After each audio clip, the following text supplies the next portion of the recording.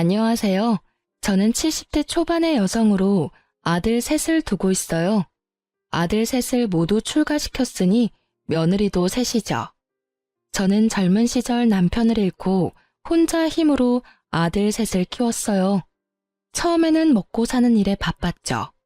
먹을 거 안 먹고 입을 거 안 입고 그렇게 해서 종잣돈 모인 걸로 여기저기 투자를 좀 했죠. 제가 물건을 잘 판단해서 그런지 운이 좋았는지 투자하는 데마다 일이 잘 풀렸어요.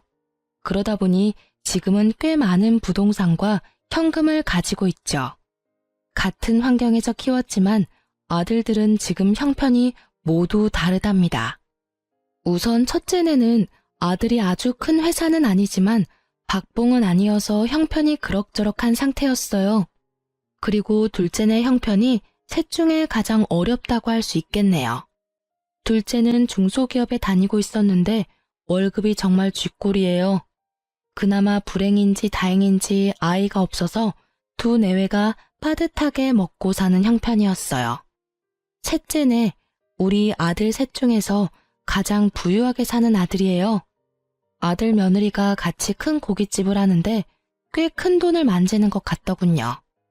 사람마다 성격이 다른 것은 당연하겠지만 우리 며느리들 정말 다 개성이 뚜렷한 아이들이었어요. 우선 맏며느리는 제가 보기엔 정말 맏며느리다웠답니다. 가장 경우에 밝았고 아래 동서들을 나름대로 컨트롤하려고 노력했죠. 둘째 며느리는 뭐랄까 참 착한 아이예요. 무슨 일에든 불만을 표현하거나 자기를 내세우지 않는 아이였죠. 그리고 셋째 며느리, 욕심이 있어야 돈도 많이 버나 봐요.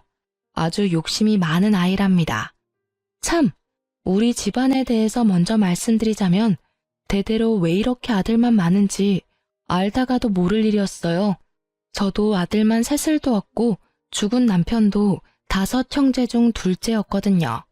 다른 친척들네 집도 마찬가지였어요. 이렇게 남자만 가득한 집안인지라 손주를 볼 시기만 되면 다들 딸이기를 바랬죠. 남들은 아들을 낳지 못해 야단이라는데 우리 집안에서는 딸 하나가 아쉬웠답니다. 우리 큰며느리도 아들만 둘을 두었죠.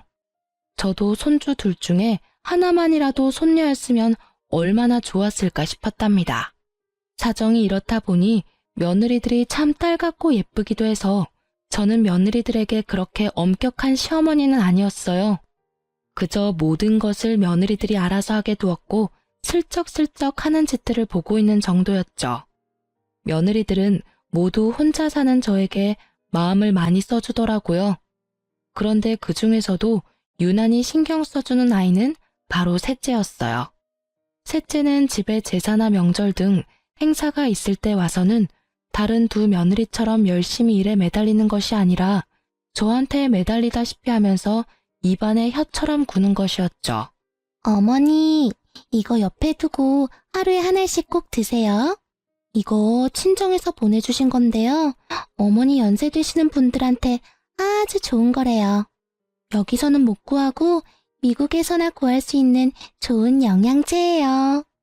셋째 며느리의 친정은 미국 일찍이 이민을 가서 장사를 시작했고 지금은 부유하게 사는 편이었죠. 그렇게 달라붙는 아이를 단호하게 내치기도 못하니 좋은 말로 타일렀죠. 아니다. 지금 네 동서들은 지금 나가서 일하느라고 정신이 없지 않니? 너도 나가서 동서들 좀 도와라. 조상들에게 차례를 지내는 것은 후손들의 정성이 깃들어야 하는 거야. 너도 분명히 우리 식구니 나가서 정성을 좀 보태거라.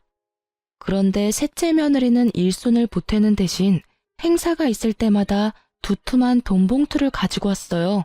사돈댁에서도 부담스러울 정도로 저를 위한 선물을 많이 보내왔답니다. 며느리들의 성격이 저마다 다른 것처럼 아들들의 성격도 참 많이 달랐어요. 그 중에서 가장 부부싸움을 많이 하는 집은 첫째네였어요. 장남이 그럭저럭 회사에 다니고 있었지만 아들 둘을 키우기에는 역부족이었어요. 생활비와 아이들 교육비에 돈이 부족했는지 서로 싸우기도 엄청 싸우더라고요. 돈이라도 넉넉했으면 부부 사이가 더 좋았을까 싶지만 어쩔 수 없이 큰며느리가 아름아름 부업을 찾아 하기도 하더라고요. 그러면서도 이 아이들은 저에게 경제적으로 기대거나 도움을 바라지는 않았어요.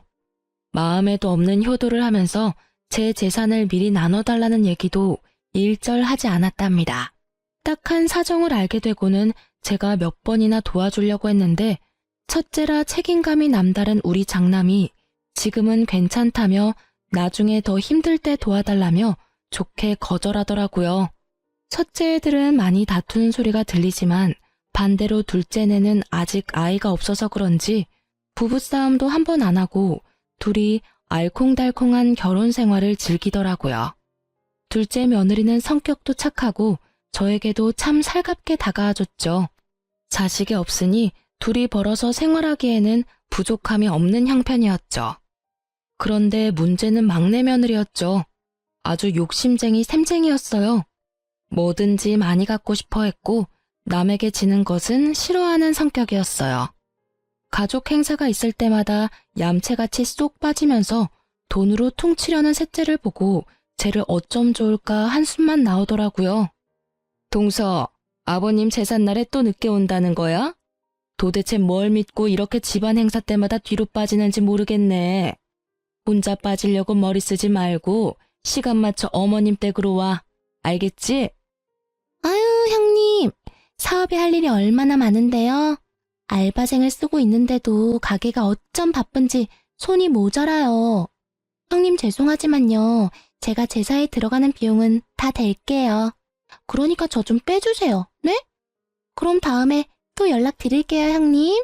큰며느리가 며칠 앞으로 다가온 남편의 제사 문제를 의논하러 집에 왔다가 막내 며느리와 하는 통화 소리를 엿듣게 되었죠. 나이도 많은 형님인데 어린 막내가 어쩜 저리 약을 올리는지 참다 못한 큰며느리가 제게 말하더라고요. 어머니, 막내 동서 정말 이제는 못 봐주겠어요. 어머니께서 따끔하게 야단 좀 치셔야 될 것 같아요. 아유, 그래, 알았다. 내가 짬을 봐서 잘 얘기해보마. 남편의 제삿날에도 돈으로 퉁치고 와서 절만하고 가려는 셋째 며느리가 저도 솔직히 미웠어요. 그래서 제가 직접 막내 며느리에게 전화를 걸었지만 다급한 목소리로 너무 바빠서 전화 통화가 힘들다며 얼른 끊더군요. 형님, 여기 있던 김치통들 못 보셨어요? 분명히 여기 놔뒀는데 감쪽같이 없어졌어요. 아니, 김치통에 발이 달린 것도 아니고 이게 도대체 어떻게 된 거야? 그러고 나서 둘째 며느리가 근처에서 돈봉투 하나를 발견했다죠. 짧은 쪽지와 함께 놓여있는 돈봉투였어요.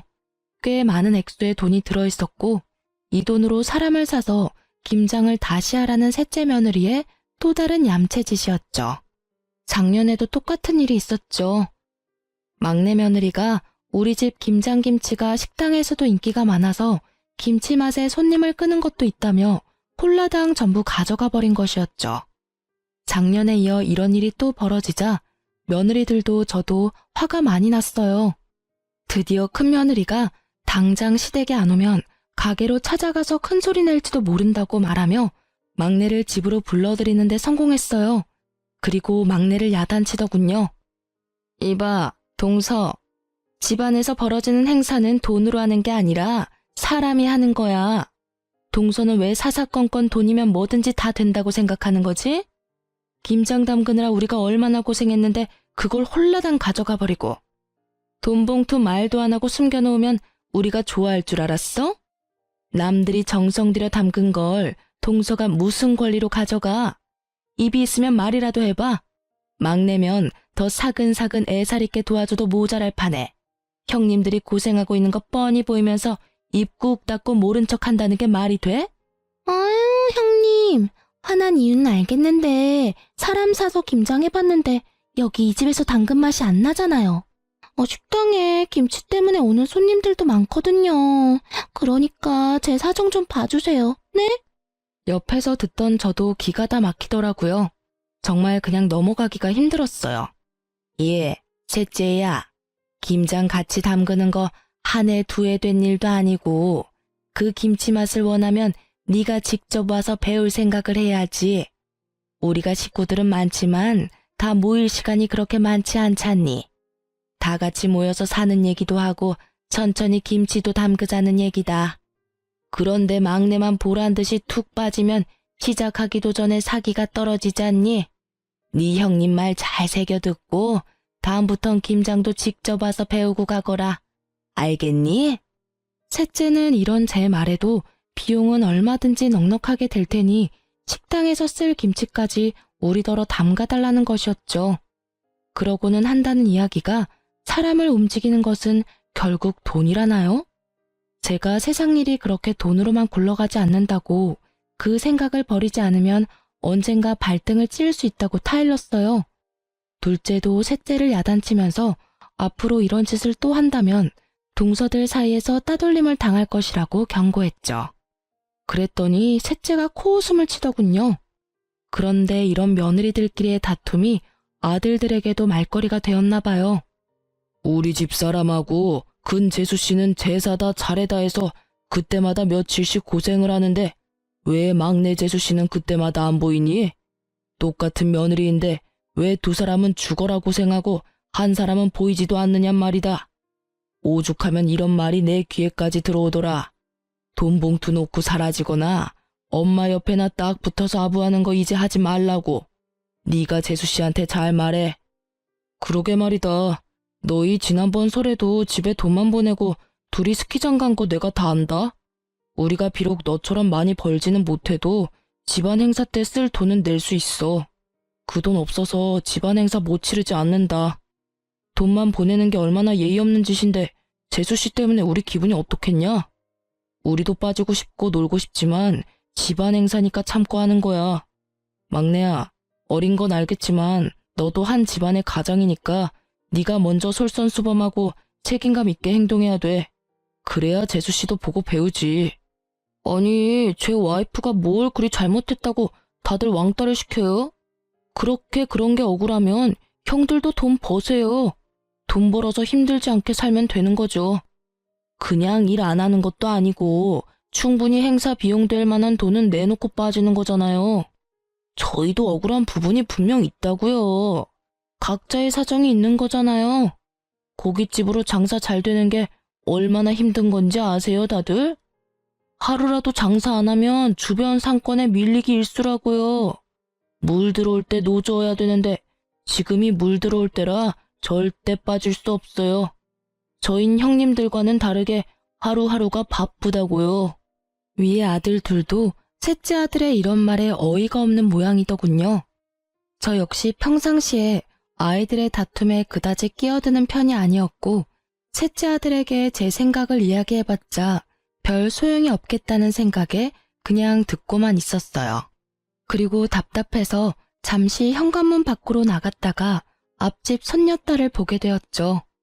명절날이나 다른 행사 때 우리 집은 그야말로 난장판이었어요. 어릴 땐 뛰어다니느라 아랫집에서 시끄럽다고 찾아온 적도 여러 번이었고 이젠 머리가 좀 컸다고 다들 의견 하나 굽히지 못하고 싸우는 모습을 보니 가슴이 답답하더라고요. 이런 형편에 얌전하고 고분고분 인사하는 앞집 손녀딸을 보니 진심으로 앞집이 부럽더군요. 제가 다시 집 안으로 들어와서 아들 셋의 약간 싸늘해진 분위기를 돌릴 겸 해서 지나가는 말로 한마디 했죠. 아이고, 그나저나 앞집 손녀딸을 보니 인형 같더라. 우리 집엔 어떻게 이렇게 시커먼 사내들만 있는지 모르겠다. 손녀딸 하나만 볼 수 있다면 더 이상 바랄 게 없을 텐데. 아휴. 갑자기 조용해지더라고요. 제가 가볍게 내뱉은 말이었지만 아들들에겐 가벼운 말이 아니었나 봐요. 며느리들이 모두 젊기에 아직 얼마든지 더 손주를 볼 수 있는 상황이었거든요. 제 가벼운 말을 가지고 아들 셋이 각자 안 사람들에게 무슨 소리를 했는지 돈 버는 재미에 아이 낳는 것도 미루고 있던 셋째가 드디어 아이를 가지려고 노력한다는 소식이 들렸어요. 일단 반가웠어요. 둘 다 젊으니 피임을 그만두고 나서 바로 아이가 생겼다더군요. 그런데 이상하게도 아들 둘을 낳고 한동안 아이가 없었던 첫째네까지 생뚱맞게 아이를 가졌다는 이야기가 들렸어요. 갑자기 손주복이 터지는구나 싶었지만 둘 다 아들일 것 같아서 마음이 불안하긴 했답니다. 그리고 이 와중에 혼자만 아이를 갖지 못한 둘째네가 마음에 걸렸죠. 둘째야, 아직 젊으니까 마음 조급하게 먹지 말아라. 갑자기 웬 손주들이 한꺼번에 둘이 생기려는지 모르겠구나. 네가 신경이 쓰일 것 같아 하는 말이야. 아니에요, 어머니. 그건 사람 힘으로 되는 일이 아니잖아요. 다 하늘이 점지해야 되는 일이죠. 저 아무렇지도 않아요. 걱정해 주셔서 감사해요. 그렇게 첫째와 셋째가 동시에 임신하자 둘째가 신경 쓰이면서도 기쁜 것은 어쩔 수 없었죠.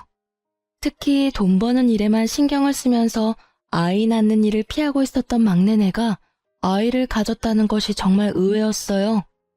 식당이 한참 잘 되고 있었거든요. 막내의 성격으로 보아 쉽사리 그런 결정을 내릴 애가 아닌데 곰곰이 생각을 해보았어요. 첫째네는 이미 아이를 그만 낳을 것이라고 했었고 위에 아이 둘은 이미 초등학교 2, 3학년이었어요. 셋째가 너무 터울이 컸죠. 그런데 갑자기 이렇게 경쟁하듯이 아이가 생기니 어리둥절할 밖에요. 마음에 집히는 것이 있었죠. 제가 얼마 전에 아들들 앞에서 가볍게 내뱉은 말이 머릿속을 지나갔죠. 특히 돈 버는 일에 재미를 붙여서 집안 행사 때도 절만 하고 사라지는 셋째가 갑자기 바깥일을 줄이면서 아이를 가진 이유가 짐작이 되었어요. 제가 그저 지나가면서 한 말을 손녀딸을 낳아주면 가진 걸 다 주겠다는 말이거나 대부분의 재산을 주겠다는 말로 받아들인 것이 틀림없었죠. 그래도 설명이 안 되는 건 첫째네였어요. 평상시에 크게 욕심을 부리지 않는 아이들이었거든요. 그러나 견물생심이라고 평상시에 욕심을 부리지 않았지만 재산을 준다는 말에 욕심이 동했던 것이 틀림없었어요. 첫째는 특히 큰 며느리 너도 별 수 없구나 싶었답니다. 하지만 속으로만 짐작을 하고 아이들에게 내색을 하지는 않았어요. 재산 때문에 손녀를 낳아 효도를 하려는 자식들이 한심했지만 일단 임신 중인 아이들에게 나쁜 소리를 하고 싶지는 않았죠. 나중에 아이를 낳으면 한마디씩 해줄 생각이었어요. 그리고 저는 제가 살아있는 동안에 제 재산을 미리 증여해줄 생각은 없었답니다. 다 제가 죽고 나면 저희들에게 돌아갈 재산이었어요. 이렇게 제 머릿속이 이런저런 생각으로 복잡할 때 셋째가 이야기를 꺼냈답니다. 어머니, 저 미국에 가서 아이 낳아올게요. 친정이 미국에 계시니 저도 편안하고 어머니도 신경 덜 쓰시게 될 것 같아서요. 그리고 아이한테 미국 시민권 하나 만들어주는 거 큰돈 들여서라도 해준다잖아요. 셋째 며느리의 말이 나름 일리가 있다고 생각되었어요. 곧 태어날 손주에게 도움이 되는 일이니 가서 낳고 오라고 했죠. 그렇게 며느리가 미국으로 떠났고 간지 10개월 만에 아이를 낳았다는 소식을 전했죠. 그렇게도 기다리고 기다리던 손녀딸이라고 하더라고요. 저는 정말 날아갈 듯이 기뻤답니다. 빨리 데리고 들어오라고 성화를 했죠. 며느리가 드디어 아이를 데리고 들어왔어요. 정말 예쁜 공주님이더군요. 기쁜 마음에 친척집 여기저기에도 전화를 걸어서 자랑을 하기 바빴죠. 그리고 비슷한 시기에 임신을 했던 첫째도 아이를 낳았는데 역시나 또 아들이었어요. 큰며느리도 이제 저처럼 아들만 셋인 세 형제의 엄마가 되었죠. 막내 며느리는 갓난 딸아이를 데리고 제 옆에 찰싹 붙어서 더 이상 돈 벌러 나갈 생각도 않더라고요. 그래도 이쁜 손녀 얼굴 보니까 용서가 되더라고요. 아이고 우리 공주님 누굴 닮아서 이렇게 예쁠꼬. 애비를 닮았나 애미를 닮았나 어디 자세히 좀 보자. 할머니 해봐라. 할머니. 그런데 제가 이렇게 말하는 순간 셋째 며느리의 얼굴 표정이 움찔거리는 걸 느꼈어요. 눈은 손녀를 향해 있었지만 곁눈질로 살펴보니 며느리 얼굴이 약간 창백해지더니 살짝 떨리는 손을 얼른 뒤로 감추더군요. 별일 아니라면 별일 아니었겠지만 뭔가 숨기는 걸 들킨 사람의 반응이었답니다. 내내 제 머릿속을 떠나지 않았고 곰곰이 돌이켜봤죠. 예전 막내가 매번 친정에서만 보살핌을 받길래 사돈께 고마워서 몇 번 전화를 했었거든요. 그런데 전화를 할 때마다 며느리는 집에 없다고 하더라고요. 순산을 위해 운동하러 나갔다는 것이었어요. 그리고 제 느낌인지는 모르지만 사돈 댁에서는 제 전화를 받는 게 어딘가 불편한 것 같더라고요. 피하는 느낌도 들었지만 그때는 그저 사돈이라는 관계가 어려운 관계니 자주 통화하기 불편해서 그런가 보다 했었죠. 지금 생각하니 사돈의 그 불편하다는 기색도 도가 지나친 것 같았어요. 며칠을 이런저런 생각으로 끙끙 앓고 있다가 가만히만 있어서는 안 되겠다는 생각이 들더군요. 뭔가 이상하다는 생각이 머릿속을 떠나지 않았기에 경찰에 오래 계시다가 퇴임한 제 친정의 사촌 오라버니에게 믿을 만한 곳을 하나 소개받았죠. 우선 며느리의 행적을 캐기로 결정하면서도 제가 며느리의 표정을 잘못 읽은 것이 아닐까, 괜한 일을 하는 것이 아닐까 하는 생각이 저를 착잡하게 만들었어요. 소개받은 곳에서는 우선 아이와 아들의 친자 검사를 의뢰하겠다고 하더군요. TV에서 본 것이지만 요즘은 머리카락, 하다못해 쓰던 칫솔이라도 가져다주면 친자 관계 검사를 해준다는 것은 들어서 알고 있었어요. 그래서 며느리가 아이를 데리고 왔을 때 아이의 머리카락을 몰래 모아두었죠. 그리고 아들의 머리카락도 어렵게 모았답니다. 그렇게 해서 친자 검사가 진행되었고 결과는 충격적이었어요. 손녀가 우리 아들의 친자 관계가 아니라는 것이었죠. 우선 며느리의 불륜을 의심할 수밖에 없었답니다. 저는 충격에 며칠 동안 식음을 전폐하다가 우선 며느리를 불러 직접 물어봐야겠다고 생각했죠. 아무것도 모르는 막내 내외가 아이를 안고 집으로 들어서더군요.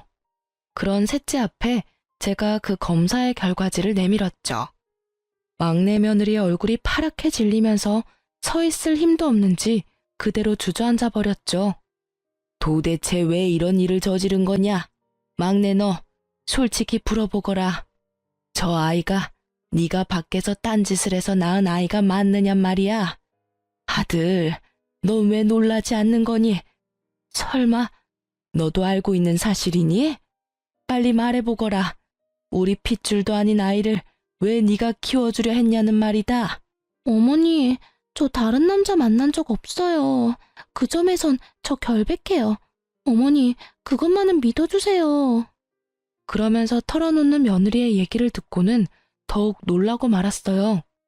이 일을 계획하고 실천에 옮기도록 한 것이 다른 사람이 아닌 아들이라는 것이었죠. 사실을 따져 물었어요. 아들이 아무 말 없이 바닥을 보고 있더군요. 그리고 흥신소에서는 또 새로운 소식을 알려왔어요. 며느리가 임신을 하고 출산을 하기까지 미국에 있었다는 것이 거짓이었다죠. 그 기간 동안에 며느리의 출입국 기록이 없다는 것이었어요. 귀신에 홀린 것 같다는 생각이 들더군요. 여기까지 듣자 눈앞이 캄캄해지면서 다리에 힘이 다 풀렸어요. 그러니까 임신하지도 않은 아이를 임신했다고 했고 당연히 국내에서 출산을 할 수가 없으니 원정 출산을 하겠다고 한 거였어요. 막내 며느리가 국내 어딘가에 아주 교묘하게 숨어버리고 10개월이 지나기를 기다리면서 그 사이에 아이의 입양을 추진한 것이었죠. 그러니까 결국 셋째가 손녀딸이라고 데려온 아이는 입양하라는 결론이었어요.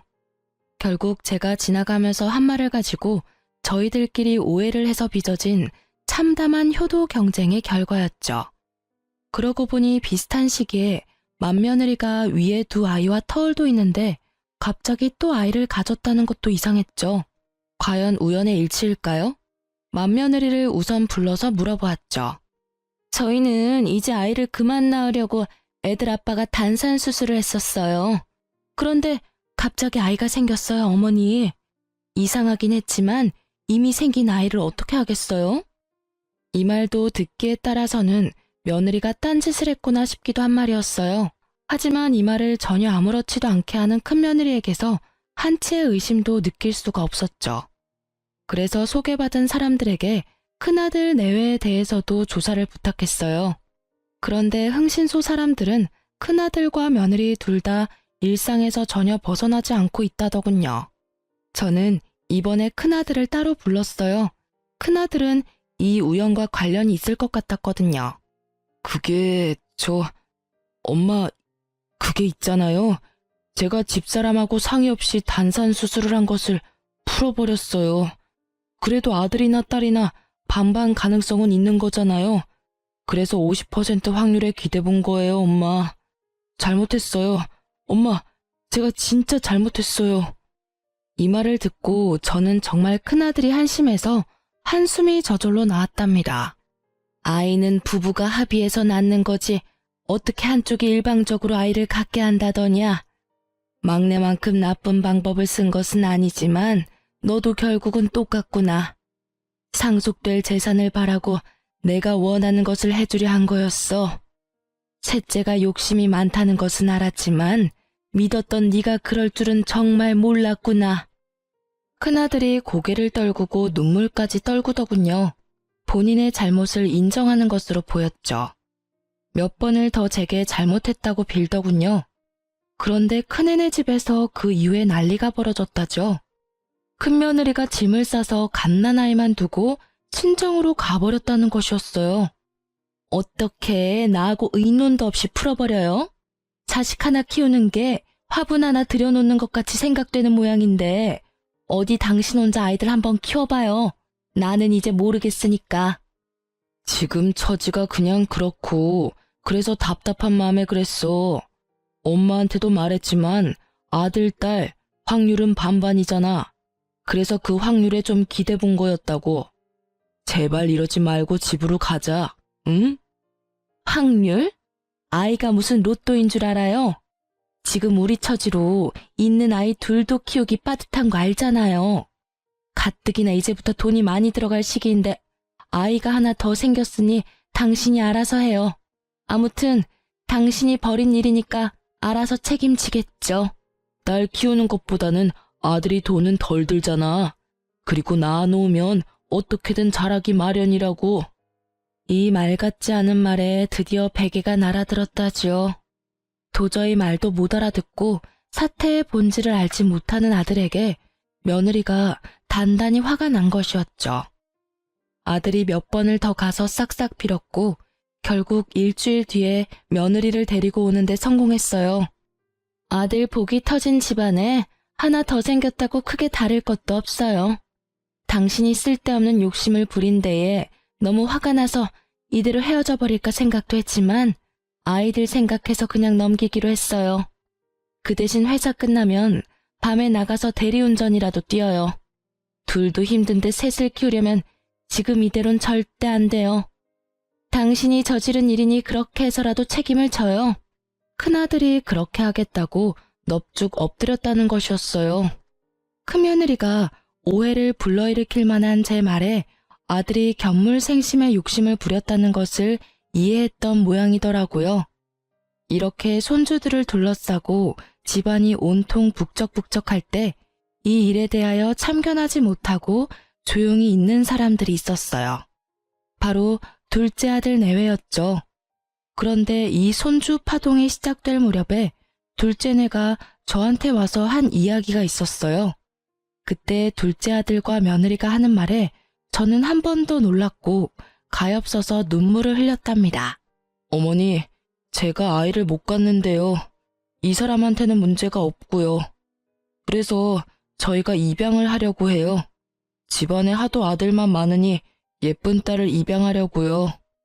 그런 둘째 며느리의 손을 잡고 그저 아무 말도 할 수 없었죠. 제가 손을 가만히 잡아주자 둘째 며느리가 눈물을 보이더군요. 아들이 그런 며느리를 달랬고요. 저는 입양을 하겠다는 둘째네의 입장에 전적으로 찬성했어요. 사태의 내막을 알게 된 저는 막내 아들과 며느리에 대해서 화가 날 대로 났어요. 낳지도 않은 아이를 낳았다고 저를 속이고 사돈집까지 그 일에 모두 가담했다는 데에는 정말 참을 수가 없었죠. 저는 아이들 6을 모두 불러 모았어요. 우선 셋째, 내 말을 잘 들어라. 입양한 아이도 분명히 네 아이다. 입양을 갈 처지가 되었다면 그것은 이미 부모로부터 한번 버림받은 거야. 그 아이를 너희가 데려오지 않았다면 어쩌면 더 좋은 곳으로 가게 됐을지도 모른다. 그 책임은 분명히 너희들이 져라. 그 애를 잘 키우도록 해. 셋째네가 그런데 대답이 없더군요. 제가 재차 아이한테 미안한 것을 알고 잘 키우라고 말해도 대답이 없는 것이었어요. 이렇게 해서 셋째네가 가짜 손녀를 만들어 가지고 왔다는 것이 마지네와 둘째네에게까지 알려지게 되었죠. 하지만 막내 아들은 여전히 뉘우칠 줄 모르고 말하더군요. 형들도 솔직히 말해 보세요. 엄마가 가진 재산 다 준다고 했잖아요. 그 말에 혹하지 않을 사람이 누가 있어요? 엄마 재산이 한두 푼도 아니고 말이에요. 형들이 정말 나 같은 생각을 전혀 안 했다고 할 수 있어요? 큰아들이 부끄러운지 먼저 고개를 숙이더군요. 그렇지만 동생에게 할 말은 하더라고요. 엄마 말씀을 요즘 와서 곰곰이 생각해 보니 엄마가 손녀를 보게 해주면 모든 재산을 다 준다는 말씀이 아니었어. 나 역시도 그렇게 착각을 했었다. 그런데 내가 그 생각이 잘못됐다는 걸 어떻게 알았는 줄 아니? 우리 엄마라는 분을 알기 때문이야. 결코 재산을 내걸고 효도를 부추기는 분이 아니라는 말이다. 거기까지 생각이 되니까 내가 정말 미련했구나 싶었다. 그런데 아무리 엄마 마음을 헤아리지 못한다 해도 어떻게 낳지도 않은 아이를 낳았다고 해서 데리고 올 생각을 해. 둘째 아들도 셋째 아들에게 한마디 했죠. 너하고 재주씨가 이런 일까지 벌일 줄은 정말 몰랐다. 너희들은 아이를 가지고 싶으면 피임만 끊으면 되는 사람들이잖아. 우리는 손녀가 아니라 아들만 줄줄이 낳는다고 해도 우리 피를 이은 아이를 가질 수가 없어. 처가에서 나한테 미안해 하셨지만 그건 이 사람이나 처가 잘못이 아니잖아. 그래서 정당하게 입양을 결정했던 거야. 너희들이 정말 자식이 갖고 싶어도 못 갖는 그 심정을 알기나 하냐? 둘째 며느리와 큰아들 내외의 눈시울이 붉어지더군요. 큰며느리는 갓난아들을 안고 있었고 셋째는 어디다 아이를 맡기고 왔는지 아이는 데리고 오지 않았더라고요. 이 순간에 갑자기 제 가슴이 덜컥 내려앉은 것은 왜일까요? 다들 킨 마당에 혹시라도 파양이라도 하지 않을까 덜컥 걱정이 되었죠. 애미가 이미 말했지 않느냐? 그 아이에 대한 책임이 있다고 말이다. 다시 말하마. 그 아이는 틀림없는 너희 아이고 내 손녀딸이야. 도대체 그 아이가 무슨 죄를 지어서 돌도 되기 전에 2번이나 버림을 받는단 말이냐? 이어서 둘째 며느리도 걱정이 되는 말투로 셋째에게 말하는 것이었죠. 평상시에 입을 잘 열지 않지만 입만 열었다 하면 전곡을 찌르는 둘째였어요. 동서, 만일 이 일이 들키지 않고 동서가 착각한 대로 어머니가 한 재산 떼어주셨다면 동서 그 아이 계속 키웠을 거 아니야. 적어도 어머니가 살아계실 때까지는 그 아이를 키웠겠지. 그치만 그 후에 어머니가 세상에 없으면 물건 버리듯이 가볍게 버릴 생각을 한 거 아니지 설마? 진짜 너네가 사람이야? 짐승도 그렇게 생각 안 해. 제발 내 말이 아니라고 대답해. 어서. 셋째네가 굳이 부정을 하지 않았고 제 가슴에 아주 바위덩이가 올라앉아 버렸죠. 아이를 낳았다고 데려온 지 몇 달, 벌써 돌이 다 되어가고 있는 아이였어요. 아이는 이미 제 마음속에서 의심할 바 없이 제 손녀딸이었답니다. 저는 단호하게 셋째네에게 말했죠. 만일 너희가 저 아이를 파양한다는 나쁜 생각을 한다면 너희는 내 아이들이 아니다. 너넨 이제 다 큰 성인이란 말이다. 자기가 한 일에 대해서는 당연히 책임을 져야 하는 거야. 혹시라도 그 아이를 버리면 내 눈에 흙이 들어가기 전까지 둘 다 내 앞에 나타날 생각은 하지 말아라. 제 품에 안겨 방긋방긋 웃고 있는 손녀딸이 생각나면서 제 눈에도 눈물이 고였죠. 그 아이를 제 품에서 떼어놓다니요. 도저히 못할 일이었어요. 셋째네는 결국은 제가 원하는 답을 주지 않은 채 자리를 떴어요. 그렇게 그날의 가족 모임이 파했고 그렇게 셋째네에게서 본 손녀에 대한 생각으로 마음고생이 심하던 중 둘째네가 예쁜 딸을 입양해 데리고 왔더군요. 까맣고 맑은 눈이 반짝이는 정말 예쁜 손녀딸이었죠. 아이고, 아이고, 예쁘기도 해라. 아가, 얘가 너를 많이 닮은 것 같구나. 눈매하며 인매가 너를 닮았어. 둘째 며느리가 엷은 미소를 짓더군요. 하지만 마냥 기뻐할 수만은 없었어요. 그렇게 둘째네 손녀에 대해서 정을 들이고 있을 무렵 결국은 셋째네가 손녀를 파양할 것이라는 말이 다른 두 며느리를 통해서 제게 들려왔어요. 두 며느리가 설득도 해보고 야단도 쳐보았지만 셋째네가 말을 듣지 않았다죠. 마음에도 없던 아이, 그저 한 재산 차지해보겠다고 입양한 아이였죠. 그러니 쉽게 파양을 결정할 수 있었겠죠. 우선 아이가 가엾어 눈물이 났고 정이 든 손녀딸을 그렇게 보낼 수는 없었답니다. 그런데 어느 날 둘째 며느리가 저를 찾아와서 의외의 말을 하는 것이었죠. 어머니, 지금 많이 힘드시죠? 걱정 마세요. 어머니, 저희가 해결할 수 있을 것 같아요. 그게 무슨 소리냐? 내 말도 안 듣는 셋째네를 너희가 어떻게 해결을 하겠다는 거냐? 둘째 며느리의 트레이드마크인 엷은 미소가 또 얼굴에 번지더군요. 그리고 며칠 후에 저에게 다시 찾아와서 막내 동서와 이야기가 잘 됐다며 상황을 설명하더라고요. 어머니, 그 아이 저희가 입양할게요. 어느 집이나 거의 아이 둘씩은 키우잖아요. 저희가 형편이 빠듯하긴 하지만 애아빠가 투잡을 뛰어서라도 아이들은 키워내겠다고 했어요. 이미 우리 집안 딸인데 어디 딴 데로 보낼 수는 없잖아요. 그리고 우리 아이도 외롭게 혼자 자라는 것보다는 같이 자라는 게 더 좋을 것 같아요. 동서가 쉽게 동의했어요, 어머니. 이 이야기를 듣고 저는 저도 모르게 둘째의 손을 따뜻하게 잡았어요. 밥이 입에 넘어가지 않았던 저는 정말 둘째의 따뜻한 마음 씀씀이가 기특하기 이를 데 없었답니다. 그러나 저는 둘째가 그 아이를 새로 입양하기보다는 여전히 셋째네가 그 아이를 버리지 않기를 더 바랬어요. 하지만 셋째네는 제 기대를 저버리고 말았죠. 네가 결국 못할 짓을 하는구나. 나는 너같이 비인간적인 아들을 낳은 적이 없어. 어릴 때 비록 어렵게 키우면서도 그렇게 가르친 적도 없고. 그건 자기 자식을 버리는 거하고 똑같은 거야. 그걸 도대체 모르겠다는 거냐? 지금 그 갓난쟁이를 바라보는 셋째 며느리의 눈빛은 어디 남의 집 아이를 잠시 데려와서 돌봐주는 것 같았어요. 혹시나 한 번 더 버려질까봐 급한 마음에 일단 제가 데려와서 돌보았고 곧 둘째네가 아이를 데리러 왔어요. 아이를 받아 조심스럽게 품에 안는데 둘째의 따스한 마음이 느껴졌답니다. 두 손녀딸을 나란히 뉘어놓고 바라보았죠.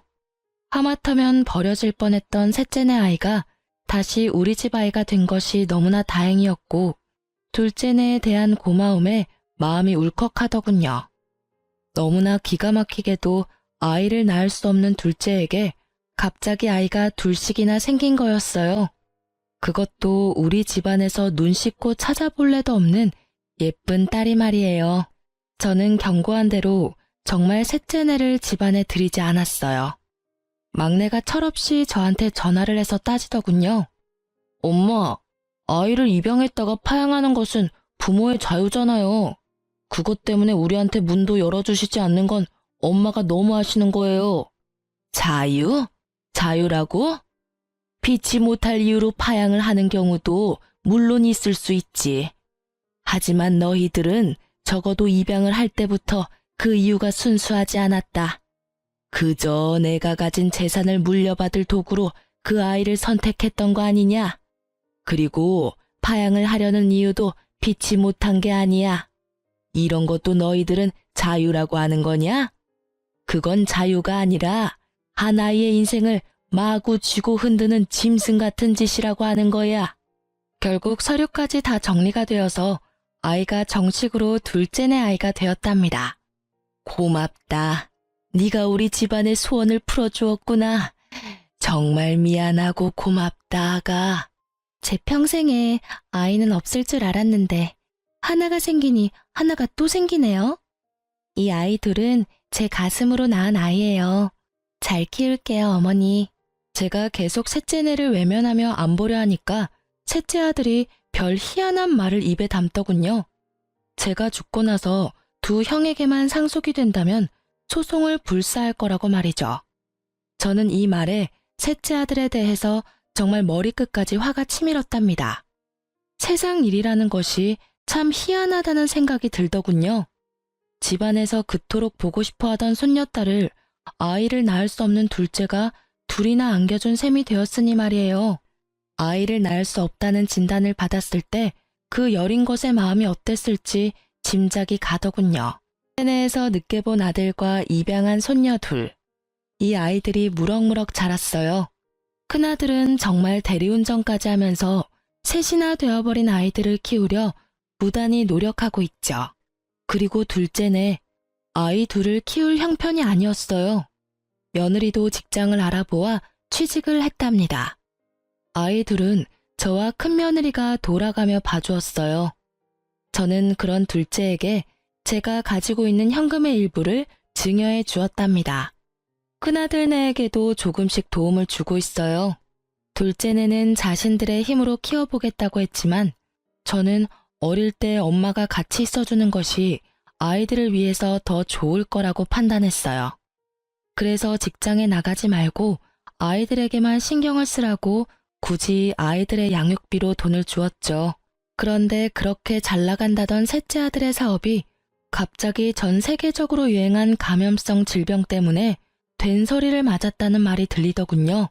우리 셋째네뿐만 아니라 사람들이 모여야 장사가 되는 사업 특성상 자영업자들의 생계가 모두 막막한 지경에 처해버린 거죠. 그것은 미국의 사돈 때까지도 예외가 아니었다고 했어요. 심지어 제가 신경통 때문에 자주 가던 사우나까지 갈 수가 없게 되어버릴 정도였죠. 결국 셋째가 저에게 손을 벌리더군요.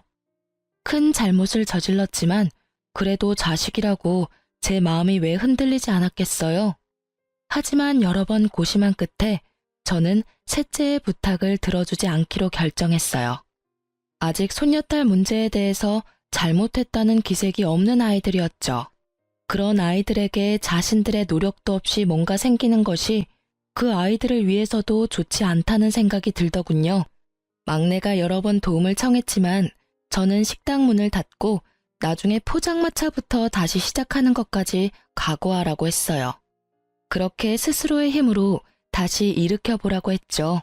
세월은 무심하게 흘러서 새로 태어난 새 손주가 무럭무럭 자랐고 어느덧 초등학교에 입학할 나이가 되었어요.